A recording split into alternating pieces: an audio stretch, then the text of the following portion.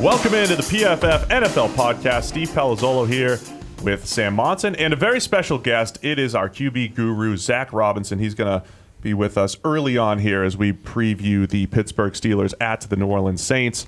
How you guys doing? Doing good, Steve. How about you? Excellent.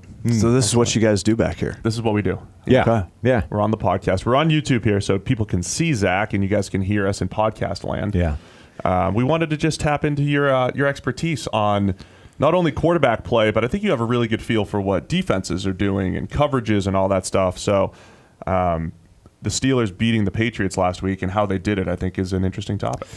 You know? Yeah, no, I think that, the Steelers, we've seen them play such the same style for such a long time. And I think them changing it up was the biggest story last week. We saw them kind of be the aggressor instead of just sitting back, and they're so used to playing those spot drop zones, and then when they do play match coverages, they end up with linebackers on receivers and in bad spots. But last week they said, hey, we're going to bracket their two best players. So they had a bracket on Gronk a bunch of times in key situations, and then they mixed up the other bracket, whether it was being on Josh Gordon or Julian Edelman. So I think the aggressiveness coverage-wise was a big story of that game, and then they were moving around a ton, mixing up the looks. Tom Brady, never really had a good beat on what they were doing, so it was nice to see them be the aggressor coverage-wise and kind of mix some things up. This felt like the Steelers for a few years have been trying to get over this Everest of the Patriots, and they've tried a whole bunch of different things, game plans every game. This felt like the game where they just went, what happens if we try all of them in the same game? Right. Like, none of these have worked on their own. All of them, the Patriots just run through. What happens if we try all of them at the same time? Yeah, and they've tried playing man-to-man, and it hasn't gone well. Right. And they've tried to say, let's soften up and let's play cover 3 spot drop. Everybody get to our zone. And you're right, it just has not gone well. So seeing them kind of go to almost a New England style of bracket, because last year you saw that game when they did play cover 1, sometimes the safety was leaned to the hat. They had Brandon Cooks, but that the seams are going to Gronk down the seam, especially late in that game. And so just the kind of the awareness, like, all right, hey, we got to take these guys out, especially some of these key third downs and key situations. So it was a good plan. You don't typically see the Steelers just change it up that much. I remember you saying in last year's game, they tried to play man, which on paper sounds very simple, but when you're a team like New England that plays a ton of man coverage, you have experience with, okay, if you have an empty formation, here's how we adjust. Or if you have a tight formation, here's how we adjust. The Steelers tried to play man, and they didn't have the experience to adjust to all of New England's formations last year.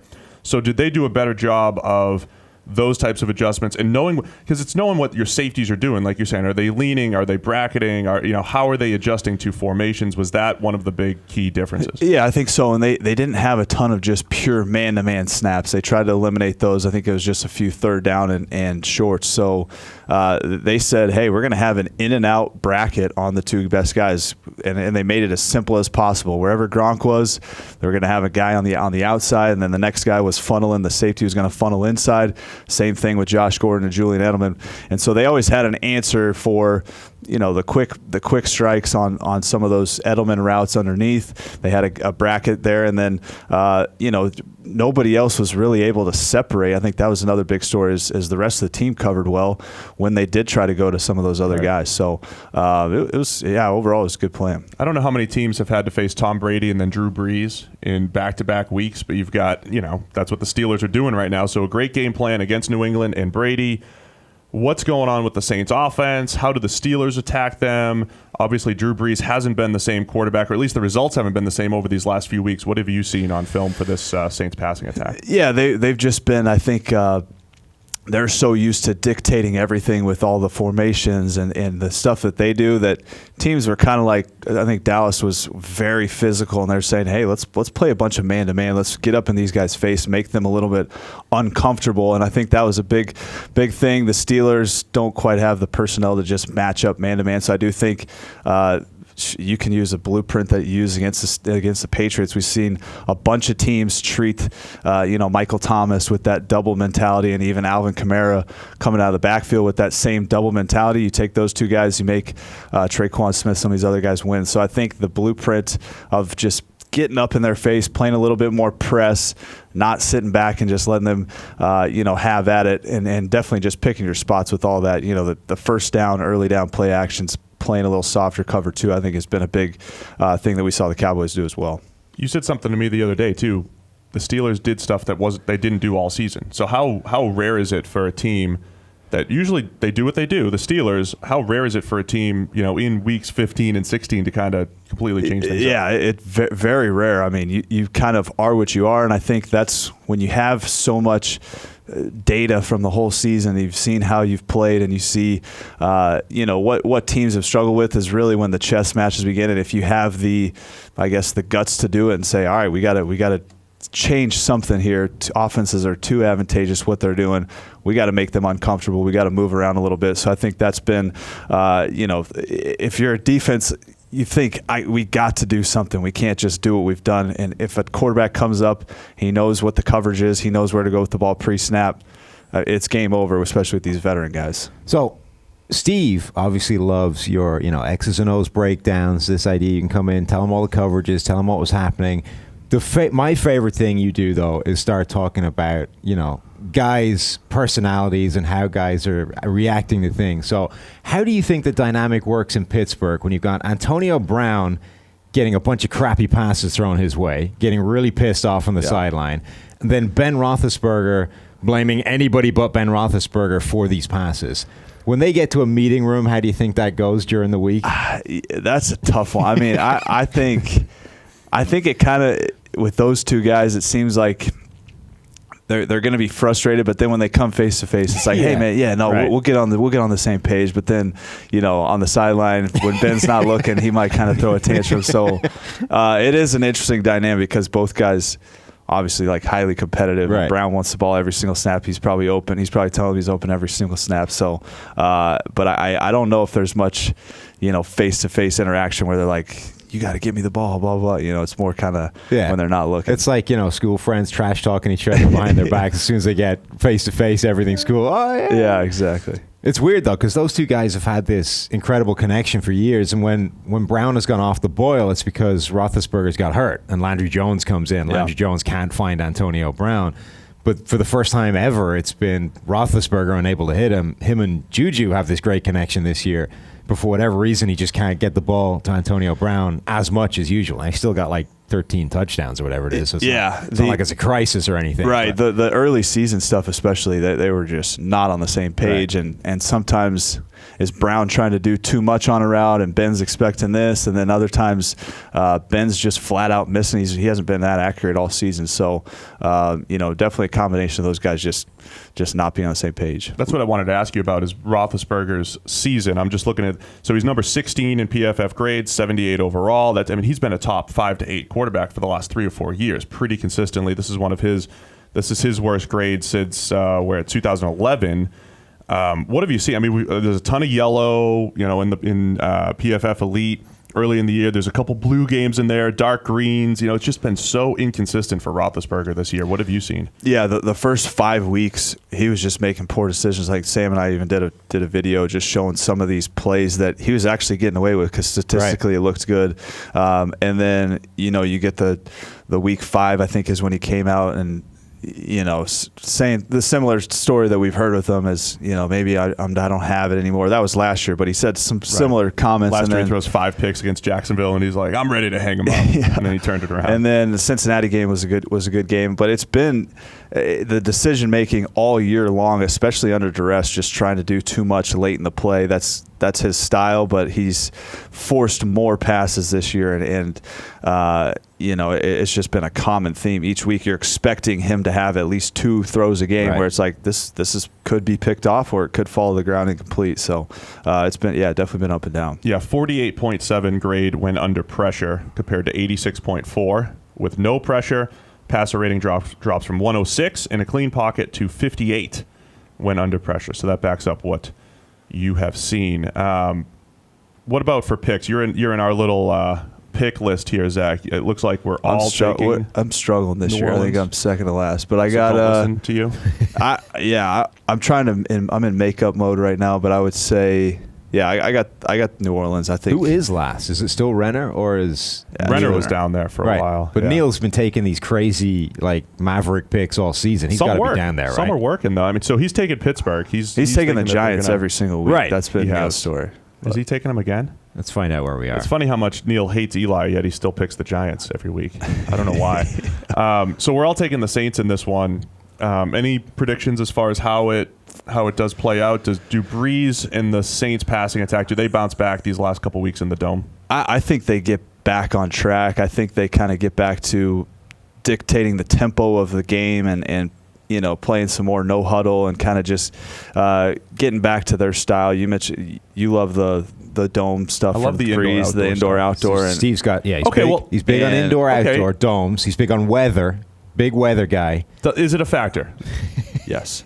There we go. Yeah, but how big a factor is it? How did Breeze look throwing the ball in Carolina on Monday night? He didn't grade poorly. He had a couple nice throws, had some bad luck, but the ball doesn't come out of his hand the same way, right? No, I agree. I don't have any trouble believing that it's a factor, just not as big a one as you want to make it out to be. No, it's a huge factor. Yeah. It's a huge factor. Look at Matt Ryan. Look at the Matt Ryan. 55 great outdoors. So okay, Zach's ahead of Neil, and he's ahead of Renner. Nice. Quite a lot ahead of Renner, actually. In fact, almost everybody is quite a lot ahead of Renner. Cynthia Freeland isn't, though, as it happens. Mike's not good at making picks. Apparently not. I mean, he's 56.3% on the season. So we're expecting the Saints to get back on track. Do you want to do one more? Do you want to do one more game? Sure. This was fun. All right, our other marquee matchup is the Kansas City Chiefs going to Seattle to take on the Seahawks. So let's discuss the Patrick Mahomes show. You've been a big fan of Mahomes since Texas Tech. What did you see from him in college? What have you seen from him this year in the NFL? Anything that surprised you to this point with his development? I think, to think that he was going to be leading MVP candidate at this point, nobody can say that they predicted that. But seeing, just the pure arm talent he had coming out of Texas Tech, the playmaking ability, and you saw him play enough in structure. We saw him running around a ton, but you saw him play enough in structure and anticipate windows that you were like, okay, this can happen. He had, in all of our data, the big time throws and everything, he was up there, but then the turnover worthy throws, he was way up there as well. So you knew there was going to be some volatility, but it hasn't shown up, I guess, as much. Andy Reid's been able to kind of control him, and I do think watching a full year of Alex Smith playing it can't be understated, because I think you learn situational football by just sitting back and watching. That's why when some of these guys get a break from playing, some of these rookies, they come back playing a little bit better. They get 4 or 5 weeks. They get to sit back and say, okay, this is what we're doing. You're so many times just immersed in it, and then there's so much information going on. You get overloaded. But learning the situations and how to handle things behind Alex Smith was big. But he's been unbelievable. I think we talk about in the office all the time. It's like, how do you try to stop this guy? We talk about different plans, what you can do. And each time, whatever a team's trying to do, he just combats it with, a special throw down the field, or he breaks a pocket on a 3rd and 8, and then all bets are off from there. So he's been unbelievable. It's interesting because people are the guys that were Patrick Mahomes fans at draft time are all taking victory laps now. It's like, see, he told you he was amazing, but it's you can't look at the guy he was in college and say, well, of course he was going to become this player, because he's doing a lot of the same things, right? All this out of structure stuff and the crazy big throws that he's making now, they were obviously there, but it's all the stuff he's doing within the structure now that I think took a massive projection to be able to say, okay, he can definitely do that. That's the big unknown quantity. So it feels a little disingenuous to be saying, well, of course he was going to become this guy, because that is a massive leap in development that you couldn't have possibly taken for granted. Yeah, and I think that style and that system, and we mentioned that he saw a ton of 3-man rush in college. They had a historically bad defense on the other side. So you try to like say, okay, was he doing this because of the 3-man rush? He's trying to create windows because he has to make a play on every single drive. They can't end a drive and a punt. They're going to give up 52. They better score 54, you know? So, but it still was hard to say, oh yeah, this guy's going to be, you know, he's going to take care of the ball reasonably well. I think, is he middle of the pack, turnover-worthy throw-wise? And he's more, you know, to the top end of the league, actually. Yeah. But if you include fumbles and everything, it's, you know, top ends to just about middle of the pack. Yeah. So, I mean. But big-time throws that offset it. Right. I think I've been most impressed with, and I said this last week on the podcast, second lowest percentage of negatively graded throws. And then in the Chargers game, he missed a few more throws than he usually has. But he's not this. He's volatile in that he's had the bad fumbles. He's had, you know, some ugly interceptions in there and dropped interceptions. But he just doesn't miss a ton of throws. And this is the whole thing. Like, he makes the special plays outside of structure. But if he just has to sit in the pocket and pick you apart, he's not going to just, you know, overthrow 6 passes like other quarterbacks might. I'm not going to mention Cam Newton, but Mahomes, you know, he can pick you apart with his accuracy as well. I think that's the thing that makes him so hard to defend right now, is that you assume that a guy who makes all these crazy 50-yard bombs running to his right, back across his body, can't do the simple stuff, right? Because most of those guys can't. They make up for the stuff they can't do with these crazy throws every now and again. But Mahomes, if anything, is more dangerous when you just force him to sit in the pocket and pick you apart. So now you're at this Aaron Rodgers point of, I don't even know what the game plan is. Like, what are you supposed to do to slow this guy down? And that's the problem that you've always had facing Aaron Rodgers, is that at least, you know, when you're facing Drew Brees or Tom Brady, you know what you're supposed to do, right? You can't always get it done because those guys are so good, but you understand what the game plan should be rolling into the game. When you go up against Aaron Rodgers and now Patrick Mahomes, I don't know what you're supposed to do to stop those guys, because in theory, you want to try and keep them in the pocket because when they break the pocket, they're so incredibly dangerous. But then they just carve you up. So, like, what do you? There's so much randomness to the game that you. Yeah, I'm with you. You do have to have I think a special pass rush plan when you're playing him, and you have to mix it up on some third downs. There's so many times he's flushed right, and he makes a play that I think if you got some sort of spy that's, you know, the defensive end rushes upfield, you know he's going to bail out right, and that spy guy's scraping over the top. You see that.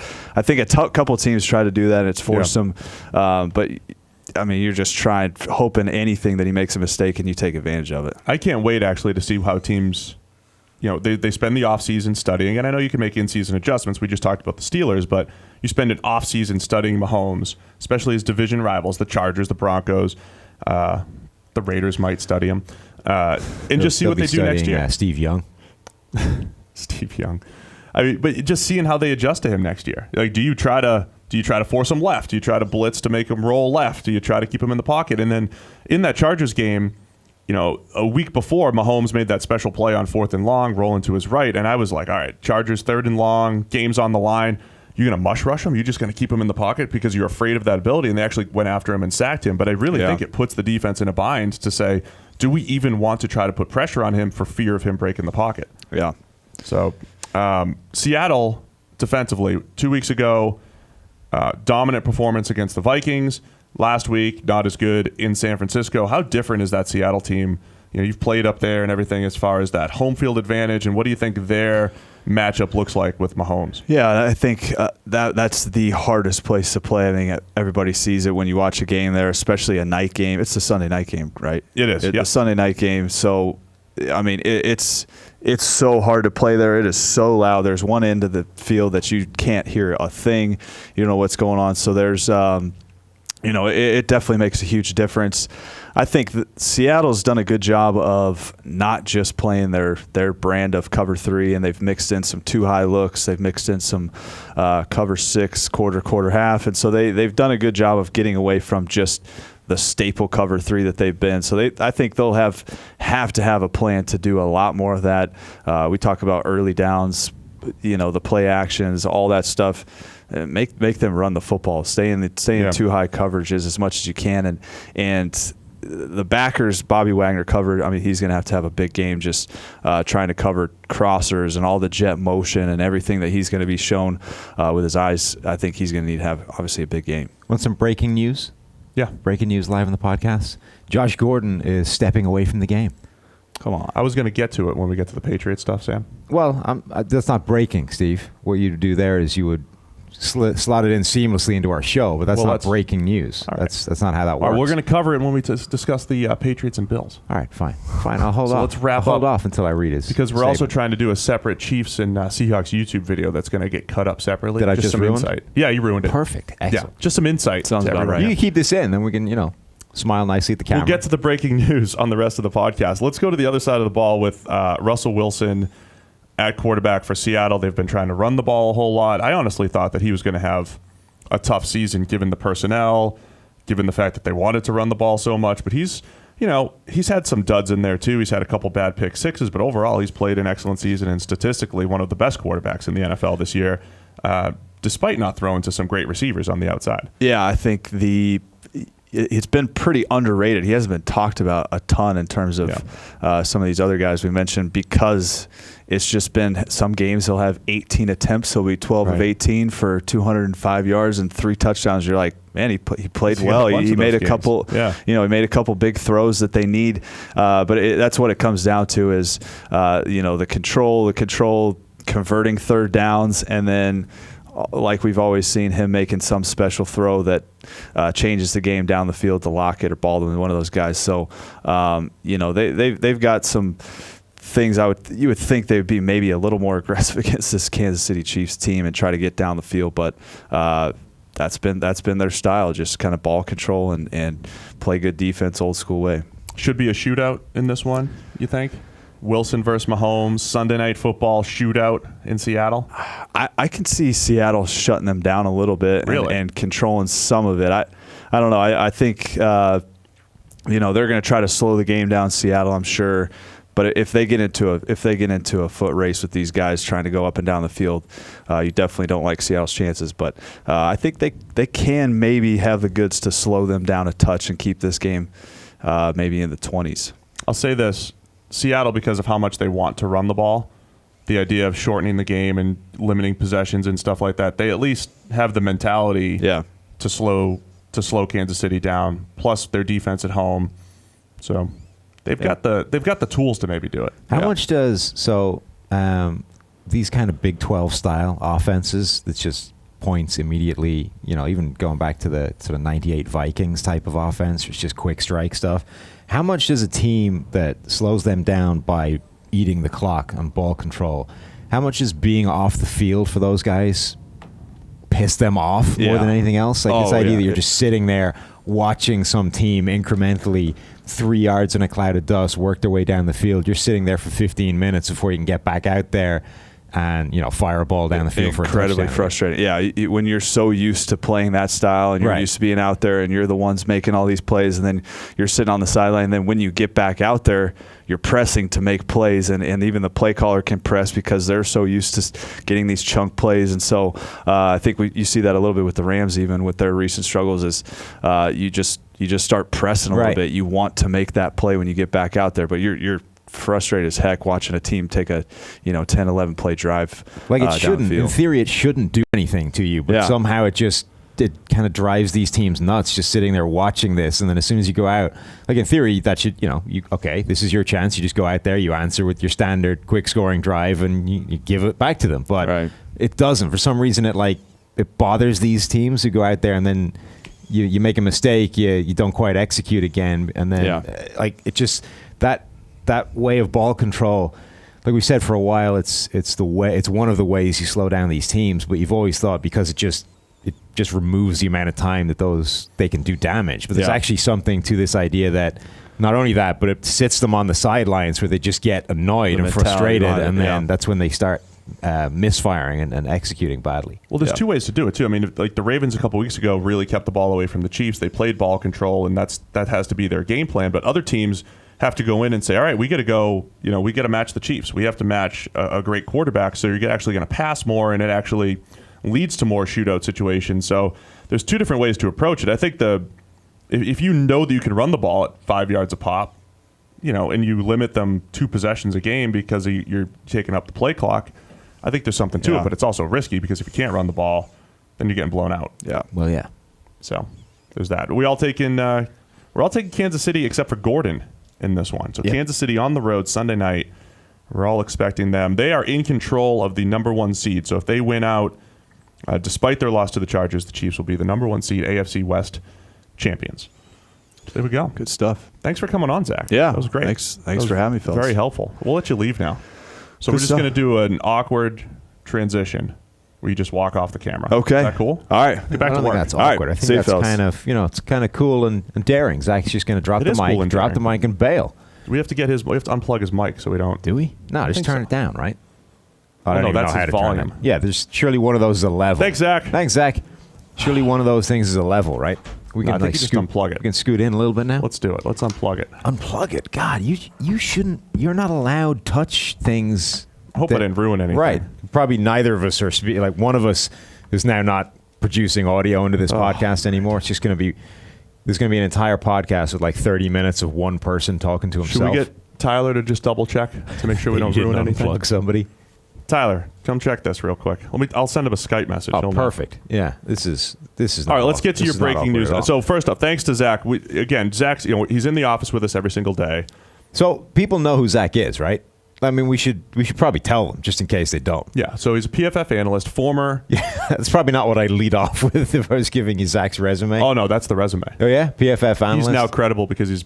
Okay. Listen, you've heard former NFL and college quarterbacks talk. I have. That doesn't make them credible. No, I mean you start with the most credible thing, which is PFF analyst. So this is what I was telling you yesterday, right? This is what I was telling you yesterday. There's a lot of morons in the NFL. In the NFL, working high-power positions, there are a lot of freaking idiots, right? There's a lot of smart people as well, don't get me wrong. But there is a staggering proportion of absolute idiots. And my favorite thing is when they give unattributed quotes to people, right? Because, PFF, 32 teams, NFL teams are customers of PFF, 45 college teams, CFL teams, media. There's basically the number of people that I can take the piss out of on air has dramatically reduced because they're all paying customers, right? I have to be. Yeah, you have to bite your tongue. I have to be politically correct and bite my tongue on a lot of stuff. But when somebody gives an unattributed anonymous quote to a journalist, I can let rip on that because the only way of those guys getting back to PFF is by coming in and saying, yeah, I was the idiot that gave that stupid quote and I object to the characterization of my own idiocy.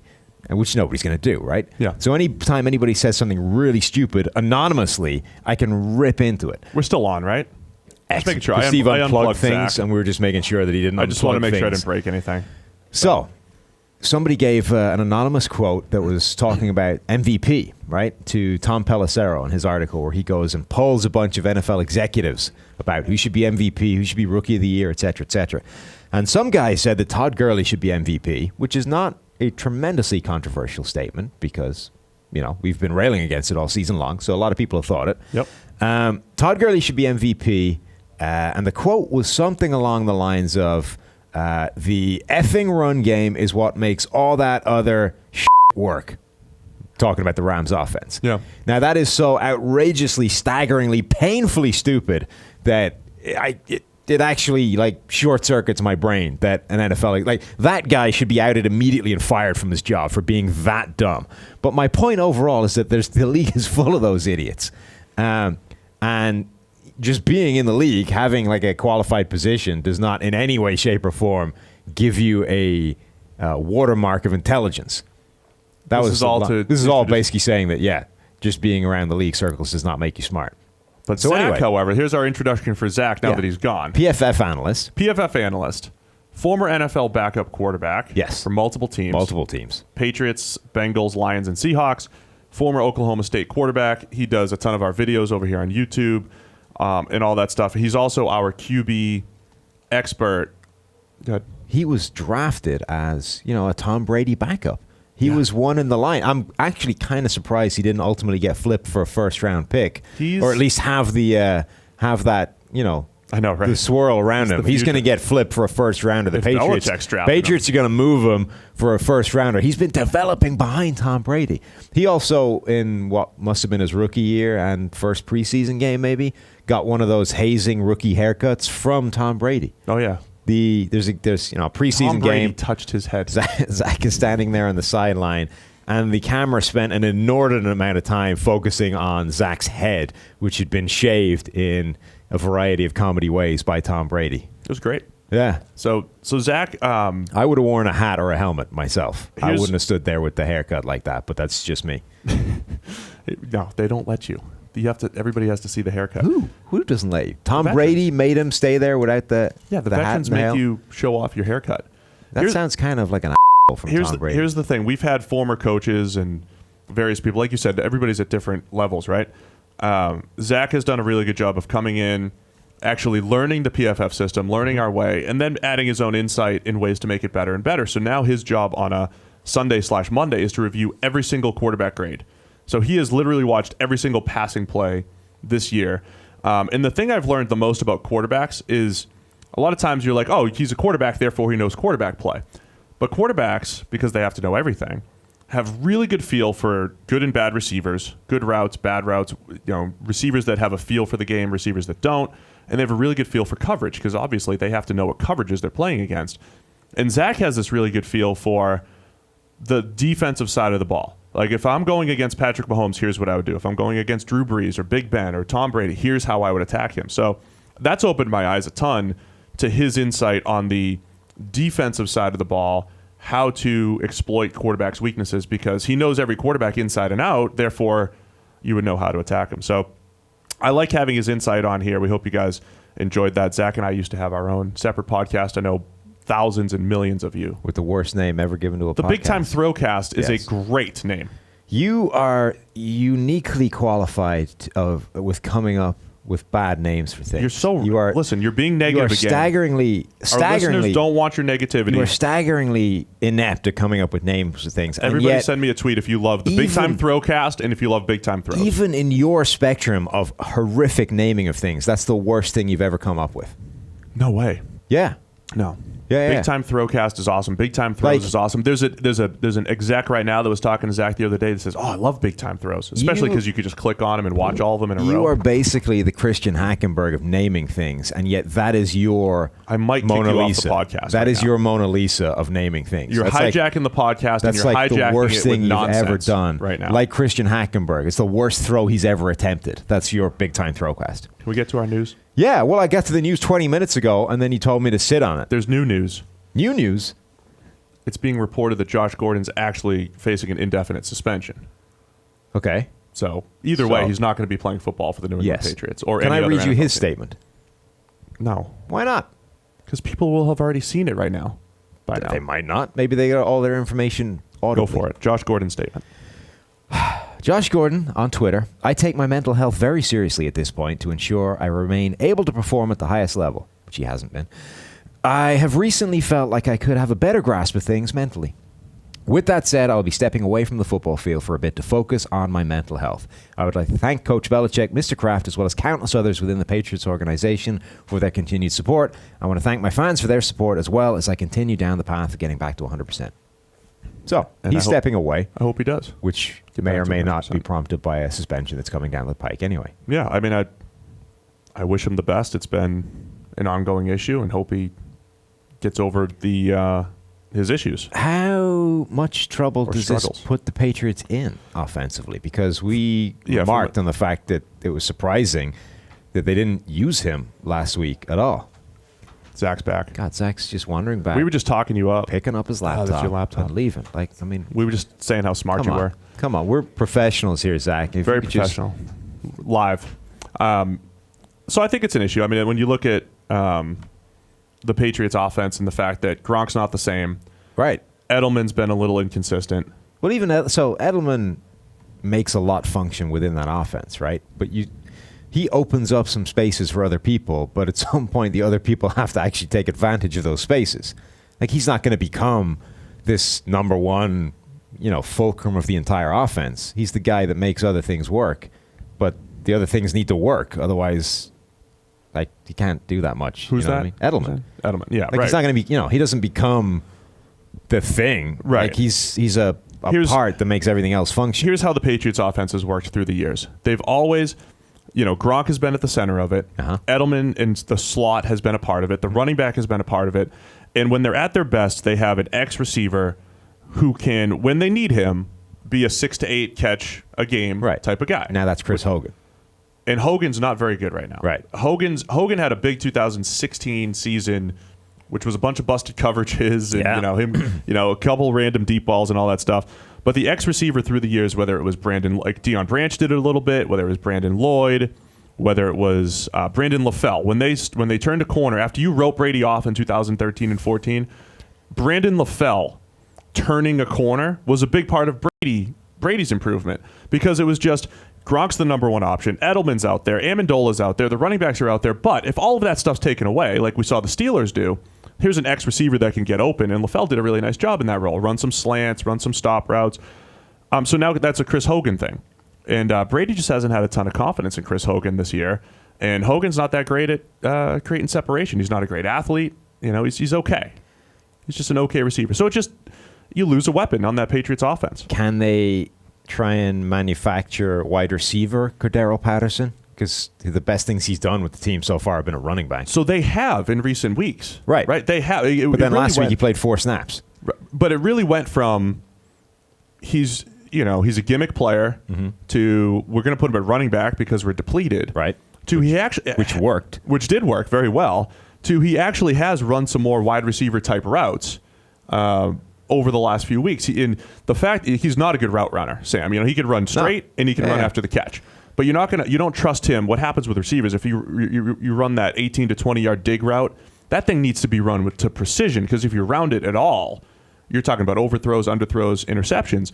They were throwing timing routes on the outside to him over the last couple weeks. So it looks like they've trusted him a little bit more in recent weeks. Again, is he going to be a high volume 5 to 8 catch guy on the outside? Maybe not. But it's him and Philip Dorsett combined trying to become that guy along with Chris Hogan. It's not great. Don't forget Matthew Slater. He gets like 2 or 3 snaps at receiver per year randomly. There was one year they just kept chucking it deep to him. Right. They'd go heavy formation and he'd be the one receiver. Downfield. Oh man, it's great. So Brady's at a point right now where he's not as good as he was in recent years. He needs all the help that he can get, and Josh Gordon has provided that. There's certain games where Josh Gordon has been his key target. So it is a loss for New England. They're playing Buffalo this weekend, and Buffalo's defense is one of the best against the pass. Tre'Davious White, and they're just a fundamentally sound, and Belichick was talking about it this week, fundamentally sound zone-heavy defense that I think they've been overshadowed. I keep saying they've been overshadowed by an incompetent offense. But Buffalo's become an interesting team because you've got this volatility of Josh Allen at quarterback, where you can put spectacular plays together. They have a defense that's going to keep them in games. And, Buffalo's just not a team you really... It's not an easy win, so to speak. They make things difficult. Anytime you face a unique quarterback, it's a problem. Yeah. Not because they're good, but because they give you something to deal with that you're not used to dealing with. And simply, so much of the NFL is, particularly on defense, is removing indecision from the equation. Like, if you know what you're doing, you hear this all the time that coaches doesn't matter if you make a mistake, but make the mistake at 100 miles an hour, right? I would rather you make the mistake at 100 miles an hour than, do something correctly. Is that Josh with Allen? Indecision and slowly and thinking about it. You know what I mean? Yeah. So there's something to that. This idea that if you don't have to think about what you're doing, this is why that Colts defense has been way better than it should have been all year, because they don't do anything. It's like we run the same defense basically every play. You know what you're doing, just do it. But really fast. And the fact that they're able to do it without thinking makes them better than they should be otherwise. So this idea that as soon as you face a different quarterback, now you have to think all the time. You can't. None of this is instincts. You have to figure out what exactly you're supposed to be doing in this circumstance. What happens when he does this? It changes everything you have to do, and it adds this layer of hesitation and indecision to your entire defense, which causes problems. So even though a guy like Josh Allen or Lamar Jackson are not actually very good right now, they are tremendously problematic for a defense. They're not good as passers. They're good runners. They are good runners. So overall, as a quarterback, they are not very good, but they're incredibly dangerous. I agree. Which makes them problematic for a defense. Trubisky too. I'm not going there. Trubisky, Cam, Josh Allen. Currently 64.9 PFF grade. That's number 2 among all rookie quarterbacks. 65.5 passer rating, 6 touchdowns, 9 interceptions. A lot of the passing stats, the results are probably what we expected from Allen, but it's the rushing. He's got the second most scrambles in the NFL. Scrambles for 4 runs with 43, behind only Deshaun Watson. And, of course, Allen has missed some time as well. It's funny how eerily similar Jeff George's. It's not that similar, but that's pretty close. Jeff George's rookie season. Jeff George? That was your comp. Oh, it was, yeah. I was wondering why you were pulling that out. He had a 73 passer rating back in the day. I mean, that was obscure even for me. I was wondering why you were pulling it out as well. Completion percentage of 52 for Josh Allen. Jeff George was 54. Actually, Jeff George's third year, when you're supposed to be getting better. Yeah. 54% completion, 7 touchdowns, 15 picks. Yeah. Rating of 61.5. He did not progress. Things didn't go well for Jeff once he had a lot of upside that just didn't materialize until he had Randy Moss. Yeah. 97. He had upside basically all the way. Oh, man. He was the guy that he was the guy that at the age of 45, having been out of the league for 9 years, oh yeah, I can come back. Still got it. Arm is still good. Yeah, I can get out there right now and throw 25 touchdowns. Yeah, because the arm was what was really holding you back. Josh Allen making things difficult. He's got 15 big time throws and 15 turnover worthy throws too. So I mean, again, it's just he's been the least ups and downs of Josh Allen. In adjusted completion percentage, he's been the least accurate quarterback in the NFL. Yes. Which is again what we thought. I had our actual accuracy numbers up too. Then Excel crashed on me. Oh, okay. So my apologies. Well, but he's down there with Lamar. You put an undue amount of stress on your Excel. I do. There's a lot of big numbers that we're trying to pull out. If there are smart people out there that listen to our podcast, if you know what it is Steve does to create 85 megabyte spreadsheets when nobody else is able to actually achieve that, even with the same data, it would be great if you could streamline his process somehow so that, one, he can open his own spreadsheets, and two, when he sends them to other people, it doesn't consume the better part of their day just trying to open the sheet that he sent them. I mean, if it's getting towards Christmas, if somebody feels generous and they would like to educate you how to do that'd be outstanding. This is why we're creating PFF Ultimate, to avoid those issues. How long is this podcast going to run? All right. It's been a different podcast. We actually need to do some rapid fire at this point because there's a lot of games that don't matter a ton. So I'm sorry, if you're like a Redskins and a Titans fan, we're not going to spend a whole lot of time. Titans are going to beat the Redskins per everybody at PFF. That's what we're expecting on Saturday afternoon. Uh-huh. The Redskins are so. Let's give something, right? You're not. No. We'll do rapid fire. You're not a good rapid fire. We have to give everybody something, otherwise it's just mean, right? So Washington, disastrous quarterback situation. There's a lot to like about this roster, though, but they're all injured, so you're going to lose. The end. Next. Josh Johnson had a nice game. He did last week. He did okay. Josh, I was reading his college stats, right? It was like 43 touchdowns, 1 interception. It was really good. It was final really year. Yeah. Like 115 touchdowns, 12 picks or something over his career. Yeah. There was a lot to like about him coming out. There was. Now, not so much. Next. Baltimore Ravens at the Los Angeles Chargers. We're gonna watch this game together, right? My family's out of town. We're gonna hang out Saturday night, have some wings, watch the Ravens and the Chargers. Great wings. Can't wait. Dry rub. If they sponsor us, we'll tell people where it is. We'll talk to them at the Saturday night. I'm interested to see Lamar Jackson in this rushing attack going up against the Chargers. They face some rough, not so good defenses through the last few weeks. Can the Ravens continue to kind of upset things here? You've got this pass-heavy league. Can they continue to upset things against, one of the top 3 or 4 quarterbacks in the NFL and Phillip Rivers this year? Yes. It's going to take until 2019 for teams to figure out how to defend Lamar Jackson. Next. Baltimore is being taken by Mike Renner, and Gordon, you and I are both taking the Chargers in this one. We already talked about Bills, Patriots. Texans at the Philadelphia Eagles. Does Nick Foles continue this magic? Houston, if they win their last 2 games, they get the bye. Yeah. They get a bye in the AFC. Somehow. This is also the biggest test of just how bad your offensive line can be and your quarterback good under pressure and still function, because the Eagles have the second best pressure rate in the NFL. They're still one of the best defensive fronts in all of football. The Houston Texans offensive line remains a disaster. So Deshaun Watson is going to be under pressure 50% plus of his snaps. And Brandon Graham just 5 sacks away. All I need is 5 sacks from Brandon Graham in the last 2 weeks to win our bet. Right. So I'm expecting a big game from Brandon Graham, who did not have a single pressure last week on about 40 rushes. It was a rough one for him. You are very close to 0-2 on these bets. We're both taking Philadelphia, though, in this one. So we're both expecting Super Bowl Foles, playoff Foles. Not even that. I just think that the weight of pressure is going to be too much. Yeah, this is a tough challenge for Houston on the road. Atlanta Falcons at the Carolina Panthers. Cam Newton has been shut down for the year. Tyler Heineke comes in. He was... Taylor. Yeah, that's what I said, right? Did I say Tyler? Yeah. I meant Taylor. Okay. Heineke.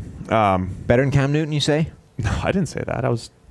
If I say it as a joke off camera in the office, you can't present it as fact on the podcast. I think you'll find I can. I said better than injured Cam Newton, maybe. I don't the way think that's Cam has what you played said. the last 3 weeks, it's been rough. So he might give them a chance against this rough Falcons pass defense. We'll see what Matt Ryan. I really need Matt Ryan in my fantasy final here, Sam. No. Stop it. We're not doing on the fantasy. road against Carolina. No. I will drop On this the headset road. and walk out of this room if we talk fantasy. I haven't recalculated the grades, but Matt Ryan somewhere in the 55 PFF grade range outdoors and about 90 indoors. Okay, yeah. So there you go. That's pretty stark. We're both taking Atlanta still, though, with the Heineke factor. Cincinnati Bengals at the Cleveland Browns. Jeff Driscoll versus Baker Mayfield. Tyler Boyd's been shut down for the year. Always go with the better quarterback, which Yeah. in this case is Baker. Baker's playing well. If you guys want more on the Browns, our guys Eric Eager and George Shahori went behind the numbers in the Freddie Kitchens takeover. Since he's taken over at offensive coordinator, check it out on the YouTube channel. I got one more number that's interesting, right? Excellent. You know who leads the league in the as yet unnamed statistic that I haven't come up with a good name for yet? Oh, gosh. What we used to call, they're in our system as BDs, right? Beat defender. Which are, blocks where you, pass rushing opportunities where you beat your blocker, but the ball comes out before you get a chance to pressure the quarterback. And the reason that's an important distinction is you want to reward pass rushers and penalize pass blockers because these are important plays, but you can't call it pressure because the quarterback has no idea it's happened, right? Think, quarterback is looking to his right, and on the blind side, the left tackle is owned. He's face first in the floor. The defensive end is about to murder the quarterback. Quarterback has no earthly idea it's happening. So you can't call it pressure because it skews the numbers of how the quarterback performs when under pressure. But you want to reward this block or reward and penalize. We're isolating the block and the actual play. So you need to call it something. And we've had them in our system as BDs for a number of years, but we don't have a name for this. A good name, anyway. So far, the two closest suggestions have been wins without pressure, WWPs, or non-pressure wins. Was that me? NPWs. I don't know. One of them was you. I did the one of them was me. non-pressure wins, NPW. So anyway, if you have an opinion, let us know. Let us know, Steve. Let us know. We do use these to calculate win percentage for pass rushers. Yes. This is just number of So blocks. anyway, the number one in this statistic. I saw you posted. Isn't it Myles Garrett? Yes, it is Myles Garrett. It's basically the only pass rushing number in existence that Aaron Donald is not number one in, but he's number two. Because he actually does get the pressure. Right. Myles Garrett has 40 of them. Aaron Donald has 39, and the next closest guy I think is Cameron Jordan with 31 or something. So Donald again is ahead of the pack, but Myles Garrett is actually one ahead of him. Just shows how much he wins. We're all taking the Browns. Yeah. In this one, except for Neil, again, going rogue because Neil is really going against Baker Mayfield. Yeah, that must be a mistake. Was he drunk Could doing be. these picks? We got to double check on him. Tampa Bay at Dallas. I was wrong about Dak last week being comfortable against that Colts defense. Maybe this is the week against Tampa Bay. Tampa Bay's played much better defense, though, in recent weeks. Cowboys have been a much different team at home. Vita Vea showed up. The actual college Vita Vea. He did. He showed up. He looks good now. Dominant performance there. That'd be I think nice. this will be a tighter game maybe than people expect. Jameis Winston going up against this Cowboys defense on the road will be a fun little matchup, though. Yeah, absolutely. Jameis Winston is always a fun matchup, even like just for chaos factor. Kind of like the Josh Allen, but just without as much scrambling. We're all taking Dallas in this one. Green Bay Packers at the New York Jets. There were rumors that Aaron Rodgers might be shut down for the season. He claims he's going to play. Yes. If he doesn't play, it's Deshaun Kaiser, who has been just horrible since he's been on the field. Still young. But let's see how Rodgers finishes the season. He's had 2 of his 4 worst passing grades over the last 2 weeks since Mike McCarthy's firing. Weather, dome, and age. Those are your 3 things. This question You hate me so much. It's the Christmas spirit. I got my Christmas. I give you those things, and you give me like the cross country trip thing, like it's science, and you're like, oh, that's fine. But you're dropping dome stuff on me. Can't have There's that. only one of them. I've already got one crazy thing. Green Bay. Green Bay's crossing a time zone. I can't pick them. So Rodgers. The question we pose: what if Aaron Rodgers is the problem? It still looms over this Packers team. Can I also define that too?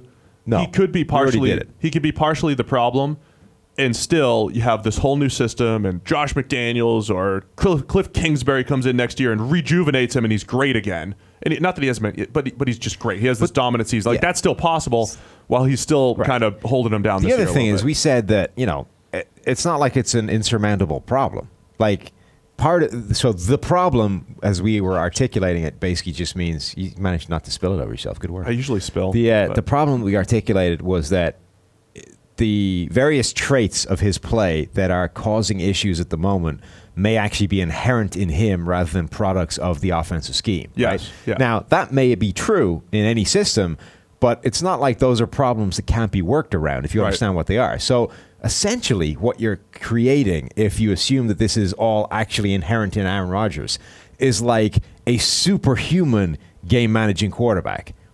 Like, some kind of Alex Smith plus, right? The guy who is way more conservative than he should be, still incredibly dangerous, but always going to make his life a little bit harder than it needs to be because of that. But like we've been saying for years, you can work with Alex Smith and create a winning offense around him. Imagine if you have that like supercharged. Like that's basically what we're talking about. It's not like this is an insurmountable issue. This just means you need to understand what it is you're working with and tailor it a little bit. Would you also, or because Aaron Rodgers has a Patrick Mahomes type skill set, right? Would you want him to just play like Patrick Mahomes? And I don't want to use the word reckless, but play more aggressive like Patrick Mahomes, right? Like when the Chiefs are down. I think that's what you want, but the point we're kind of coming around to is maybe he doesn't have that in him. Maybe the reason he isn't playing like that is him more than the offense. And if it is, that's fine. You just need to work with that. Yeah, it's a great way of putting it. We're both taking Green Bay. Yeah. In this one, New York Giants at the Indianapolis Colts. Was discussing with some Colts fans about their offensive line. They were telling me about how their offensive line, it's a joke that they're not top 5. Because they're 6th. They're 6th. But Ryan Kelly, there's all these splits. Ryan Kelly, the rushing stats are so much better with him in there. First off, there's small sample sizes. Secondly, Ryan Kelly had 3, what we call them double negatives last week. Double negatives. Yeah, -1s or worse in our system. Okay. I'll go with that. If he did that over the season, it would lead the league. So that's why he didn't have a good game grade. Yeah. You know what I'm saying? So sometimes rushing stats can occur with average blocking, with bad blocking, with really good blocking. I mean, it's just different things happen. Particularly with centers, right? Especially, right? Just because you don't notice him sucking out loud does not mean he wasn't bad in the game, right? You need to actually pay attention to what the center is doing on a block-by-block basis to understand whether he played well or not in a game.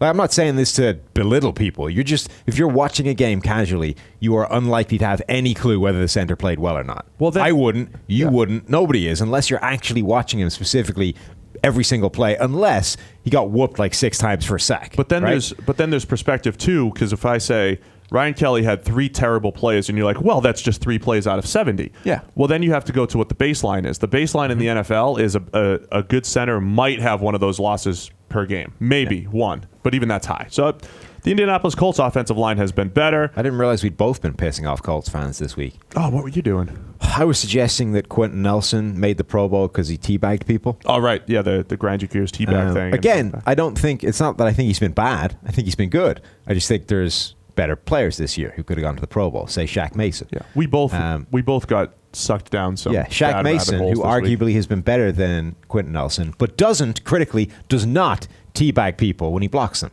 So nobody is pushing the Shaq Mason. He's going to get a nut shot at some point from a linebacker.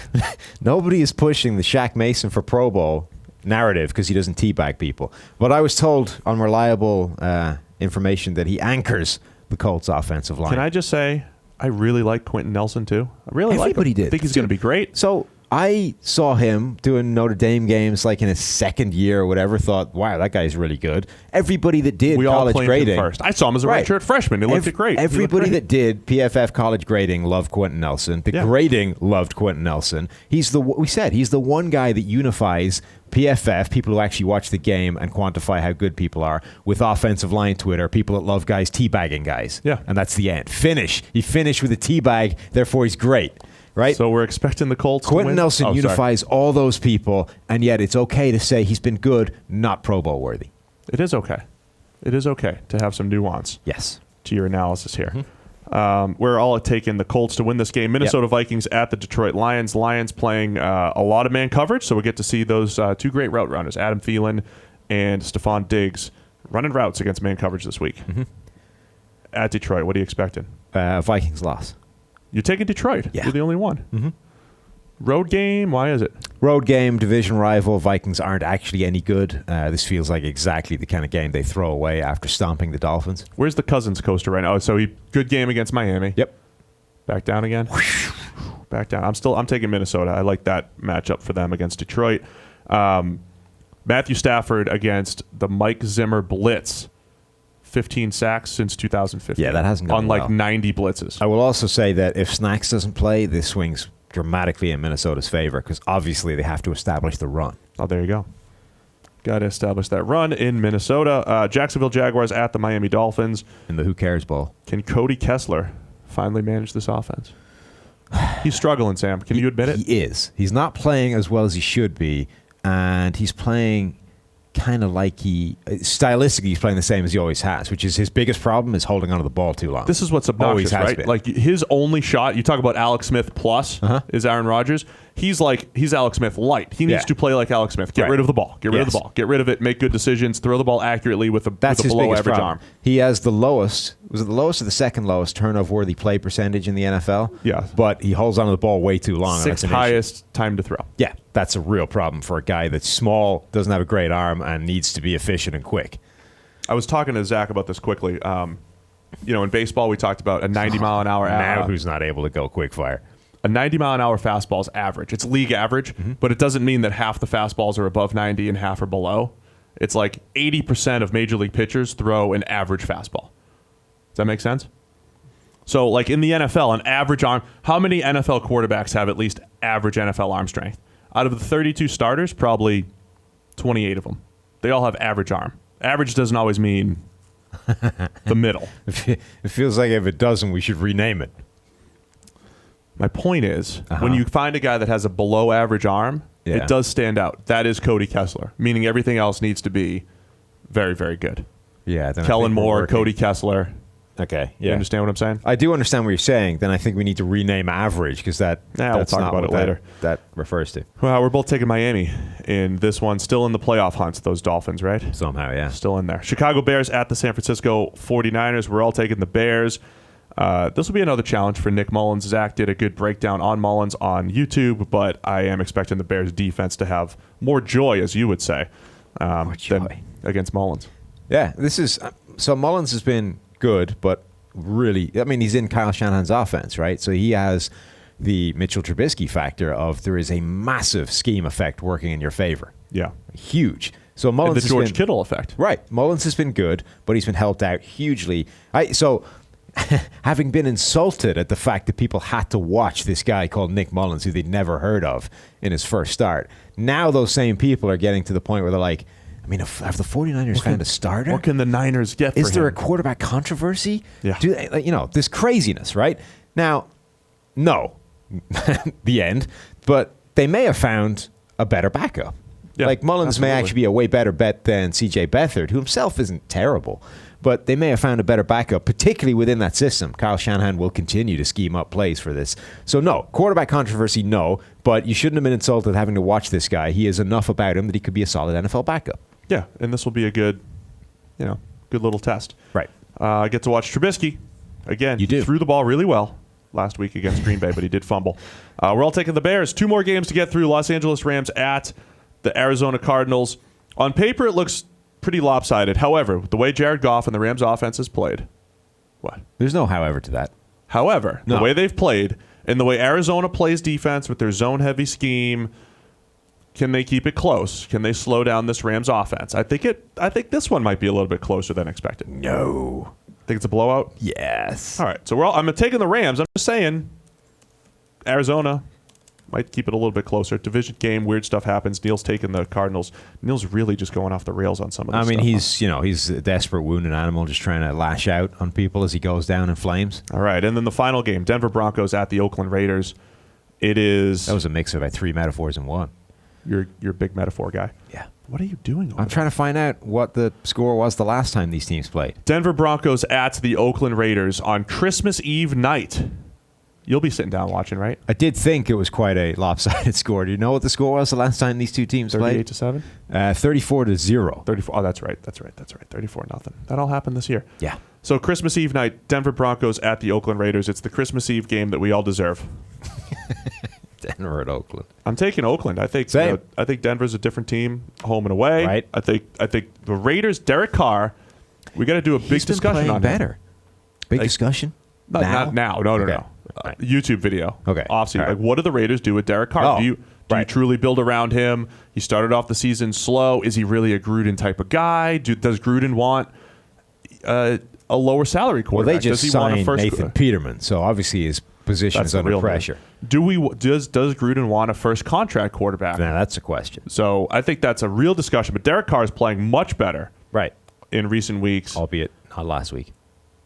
Yeah, I'm just saying overall. No, you're right. He's quietly gotten a lot better over the season, but it's very much predicated on a few games. It's not consistent. But he's another one of those quarterbacks that's in that middle tier right now that you don't know what you're going to get in any given week. Right. But I like them this week. Okay.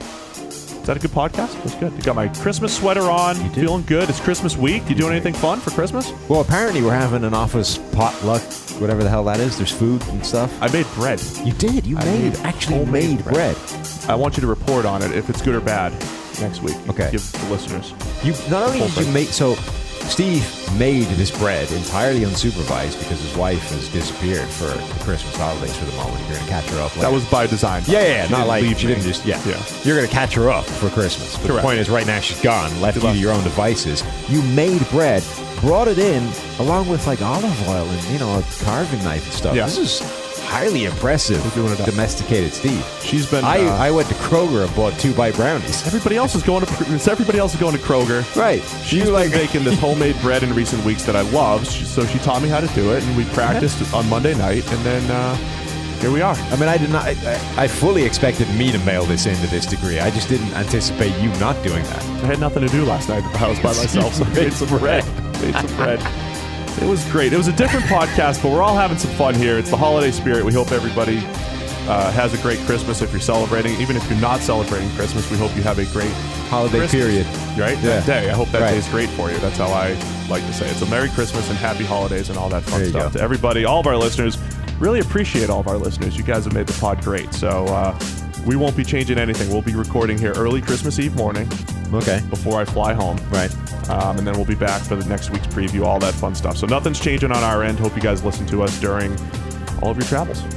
So Merry Christmas to everybody. Everybody enjoy Week 16, and we'll be back here Monday morning live on YouTube and on your podcast device sometime Monday.